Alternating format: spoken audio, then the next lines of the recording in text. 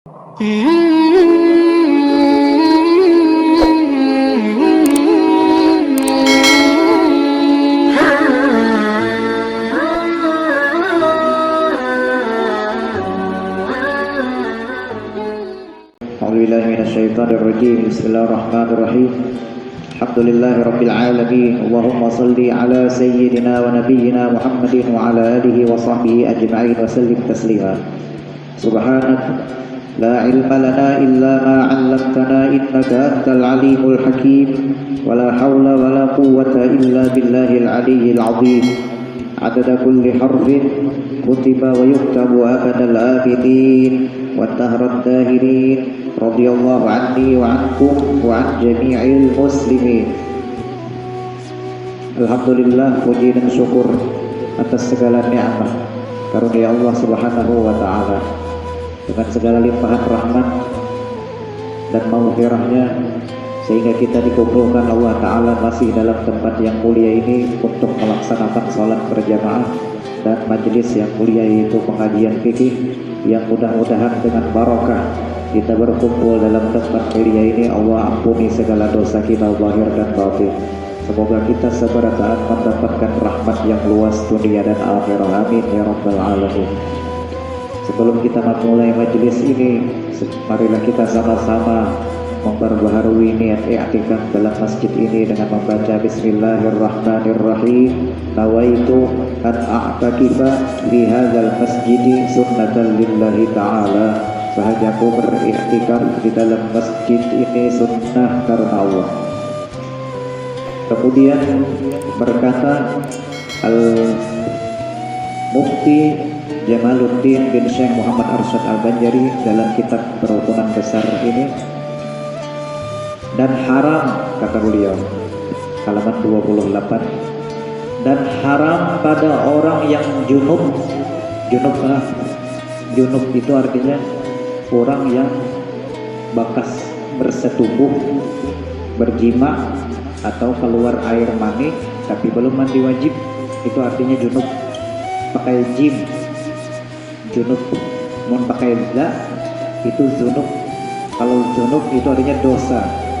Jangan salah baca ya, waktu hendak amat astagfirullahaladzim min kulli dzambin azim la yaghfirul junub. Salah baca artinya makna lain. La yaghfirul junub, tidak ada yang mengampuni junub. Tapi kalau la yaghfirul junub pakai za itu ujung lidah, ujung lidah letakkan di ujung gigi atas, za itu za makhrajnya itu. Tidak ada yang mengampuni junub, segala dosa illa kecuali Allah. La yaghfirul dzunuba illa rabbul alamin, kecuali Tuhan semesta alam. Junub artinya orang yang belum mandi wajib.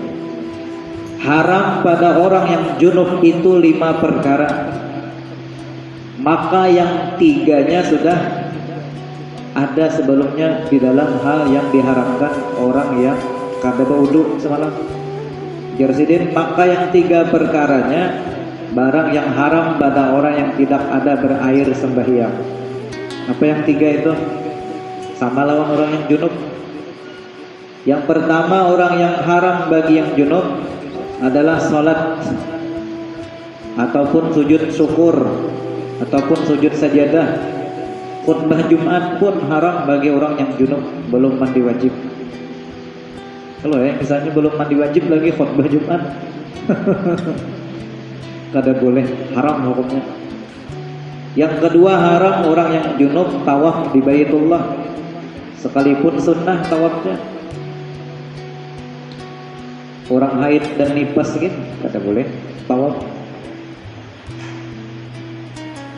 Kan semalam orang haid nifas, jam haid, orang haid bebinian, Sayyidah Aisyah radhiyallahu anha ikut bersama Nabi ke kota Mekah untuk menunaikan ibadah haji. Sampai di Mekah, Sayyidah Aisyah ini menangis. Menangis Sayyidah Aisyah ini. Lalu Nabi bertanya, wahai Aisyah, apa yang membuat engkau menangis? Ujar Sayyidah Aisyah, ulun jauh-jauh tulak ke Mekah sini ikut pian ya Rasulullah. Sekalinya ulun haid. Ini yang maulah ulun menangis, bahasa kitanya menangis tuh kesal, uyuh-uyuh lah. Sampai dari Madinah ke Makkah, dalam perjalanan naik onta lewat padang pasir, masya Allah. Ujar Nabi lawan Sayyidah Aisyah, jangan ulah dosa menangis, jangan menangis wahai Aisyah. Engkau jangan khawatir, apabila engkau haid, engkau boleh mengerjakan seluruh rukun hajimu kecuali tawaf. Orang haid boleh mengerjakan seluruh rukun haji kecuali tawaf yang kada boleh. Tawaf aja yang boleh, yang lainnya boleh aja, tapi diganti nanti bayar seekor kambing, gantiannya menyembelih seekor kambing, itu aja. Kalau misalnya ada pian membawa bini ke Makkah pergi haji atau umrah, sama aja, sekalinya haid itu boleh seluruh rukun umrah dikerjakan kecuali tawaf di Baitullah, itu tidak boleh. Yang ketiga, orang yang junub haram menjabat mushaf Al-Quran atau membalik-balikan warokoh kertasnya pun tidak boleh menyentuh.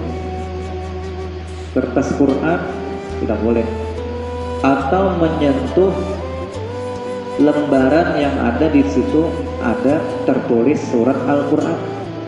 Lauh itu lembaran. Orang junub tidak boleh, belum mandi wajib. Menyentuh risalah amaliyah haram hukumnya bagi orang yang junub.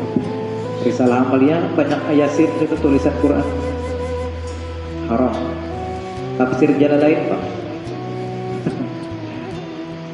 haram juga bagi yang junub. Lain halnya berwudu.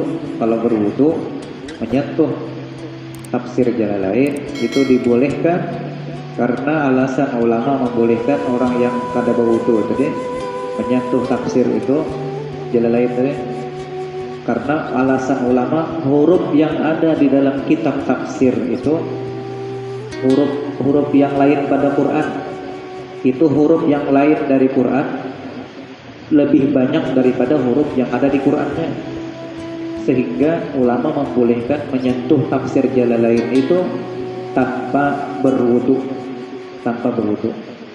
Akan tetapi sekalipun boleh menyentuh tafsirnya, tetap haram bagi orang yang tidak berwudu menyentuh tulisan Qurannya. Itu yang haram. Kalau menyentuh kitabnya macam ini boleh ya, yang kada berwudu tafsir Jalalain itu nih. Tapi kalau ada ayat Quran di dalamnya pian sentuh, nah jebian pakai tangan, haram hukumnya di situ.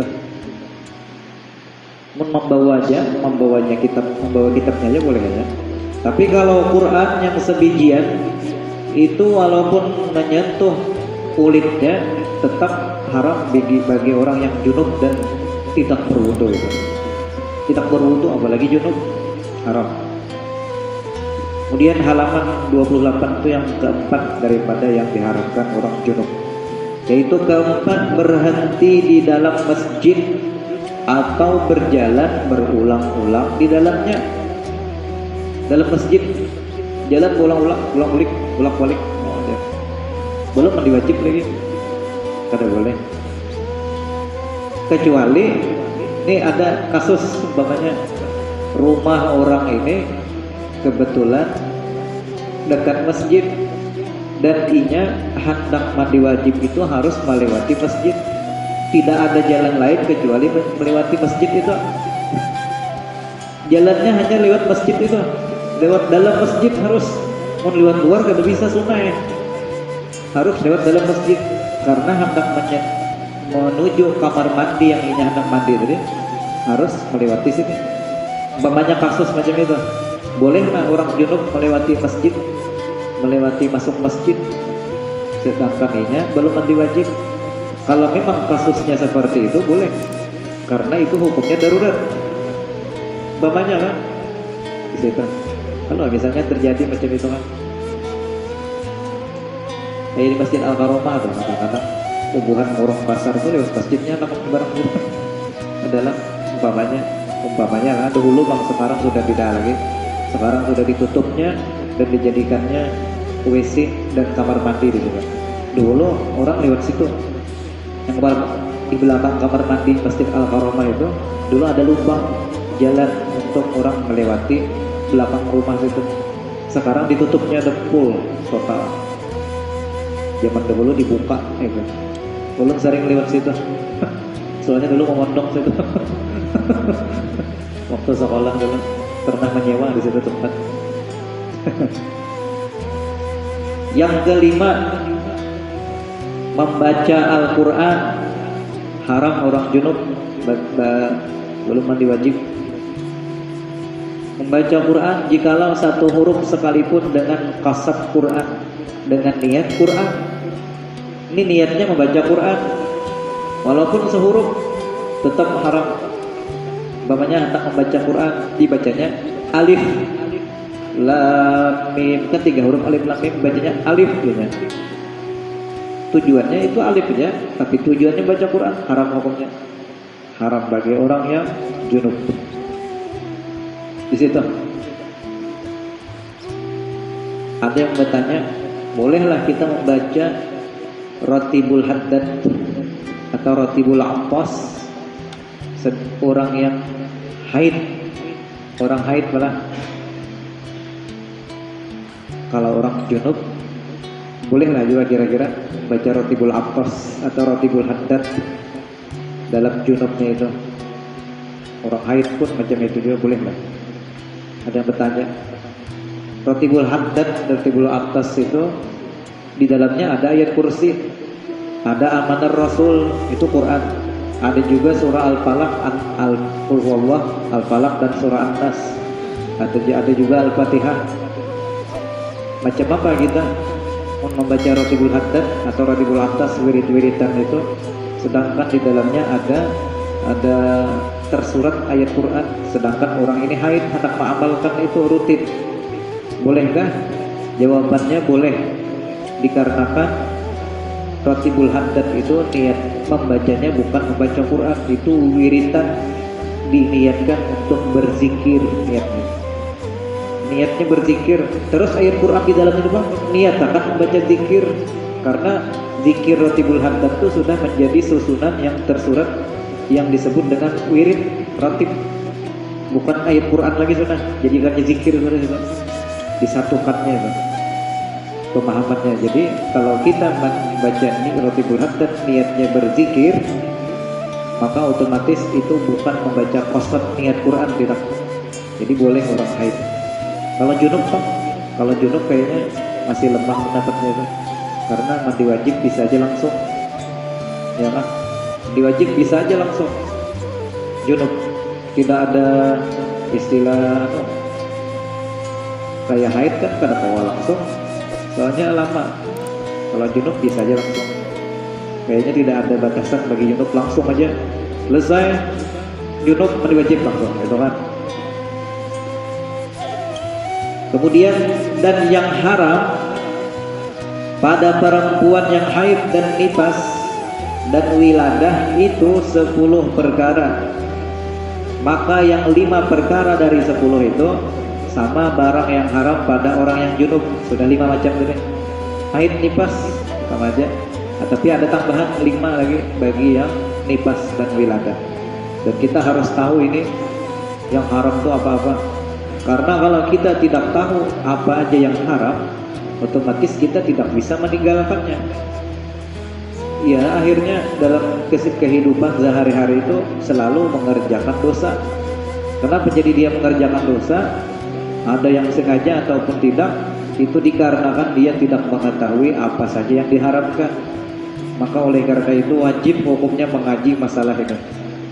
Wajib bagi yang balik berakal, perempuan dan laki-laki, wajib lelakiannya mengenalkan kepada istrinya di rumah bahwasanya yang haram ini. Kalau memang istrinya hadir bagus lagi itu. Tapi kalau bininya kadang otomatis yang laki wajib hukumnya.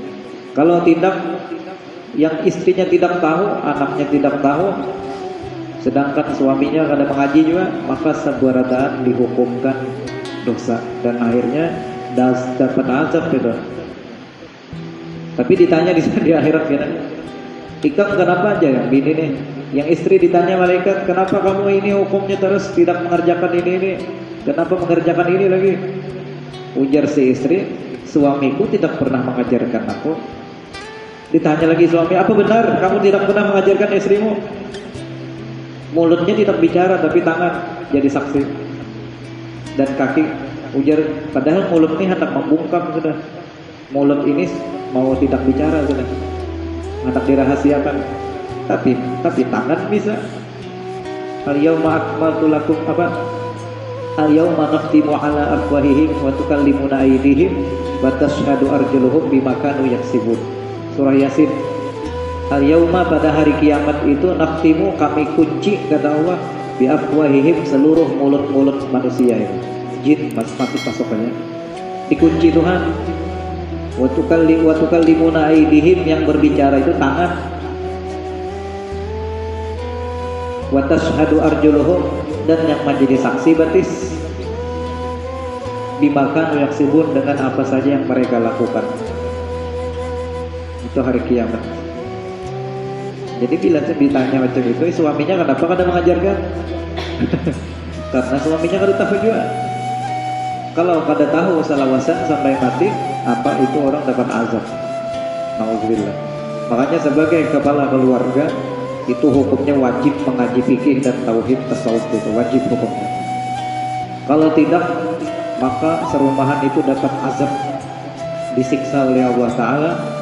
Bisa siksaan itu di dunia, berupa apa di dunia? Berupa rumahnya itu selalu kekurangan harta, kekurangan rezeki, kekurangan rahmatnya Allah. Apa kata? Ada tak di rumah tuh jadi bakal lahian terus? Ada tak? Ada tak? Seikung kah kada sampai hiang di situ? Ada tak? Apalagi berdua ada sampai hiang. Anak nebian sudah balik, kalau kada sampai hiang, itu yang mau olah bala di rumah turun, bakal lahian terus di rumah. Yang mau olah bala seikung ada. Ini bahaya. Mun disuruh sarik sampai hiang merimpas mau, nah makin aja bala seikungan tuh. Itu hantu. Jangan dikawani biar hantu. Hantu itu jar guru sakumpul bahari bin syaitan. Syaitan itu bin iblis, jadi iblis itu bin api itu bin neraka, jadi. Jangan dikawani hantu itu. Nauzubillah. Satu aja di rumah ada sampai hiang itu bolak balik. Ya, nang di rumah tuh kada tenang.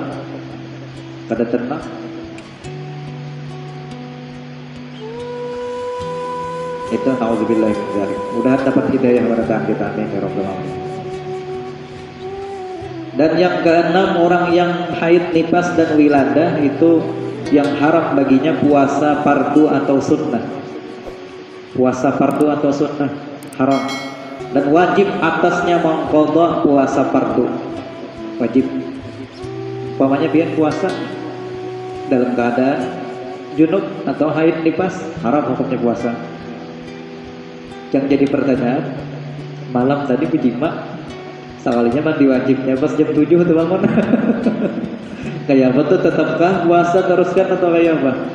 Dalam kitab fikih dinyatakan teruskan saja puasanya. Terus kayak bangun terlambat mandi wajib, bangun guring lantau, sekalinya bangun jam 8, sahurnya tuntung sahur tuh guring lagi. Guring lagi pas harusnya nyaman guring subuh. Tuntung apa bahasanya bejima tuh teh bersetubuh sekalinya belum mandi wajib. Pas mandi wajib hendak orang sudah jam 8 pagi niat, padahal sudah berniat si yang hendak puasa gitu. Kayak apa itu? Hukum puasanya sah lah. Sah puasanya, tapi hukumnya makruh karena dia terlambat mandi wajibnya, berkurang pahala puasa. Tapi sah masih di situ kan hukum fikih macam itu. Terus sekat ya puasa, tapi mandi wajib lah kasih langsung mandi wajib tuh bila ketika bangun langsung mandi.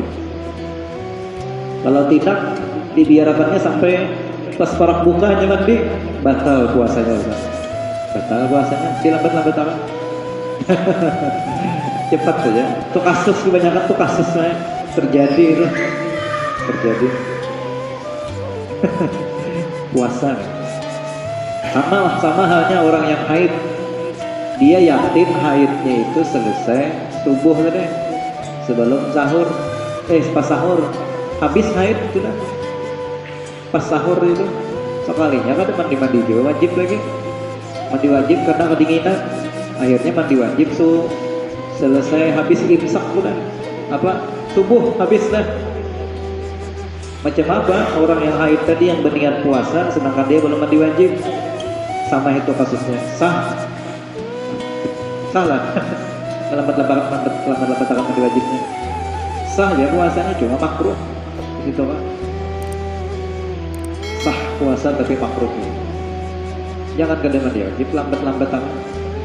Selama lambat-lambat akan mandi wajib, selama itulah makruh itu selalu berkelanjutan dan yang bisa mengakibatkan batal puasa. Situ tuh. Banyak kasus masalah bulan puasa. Tapi kita akan membahas masalah puasa itu nanti di bulan Sya'ban. Akan kita fullkan hal-hal yang berkaitan puasa. Inilah puasa hari ini di tempat Banjarmasin. Sekalinya pian sampai musafir berjalanan. Pas berjalanan itu di kampung orang itu sudah bukaan. Maka hanya sejam perjalanan nih. Orang bukaan sudah situ. Maka ya pian buka juga situ. Buka juga. Ujar Imam Nawawi radhiyallahu anhu di dalam kitab beliau yang bernama Syarah Muhadzab dinyatakan kita puasa itu harus mengikuti negeri yang kita berpijak saat itu. Di mana kita berpijak, ikutilah negeri itu. Itu Imam Nawawi radhiyallahu anhu dalam kitab Syarah Muhadzab, coba biar buka saudara. Jadi jangan aku nya mau pati kampungku semalamnya, kita mau kita ikuti yang ada di situ. Di mana kita berpijak, di situlah kita ikut di situ kan. Itu fatwa Imam Nawawi langsung ada. Radhiyallahu anhu.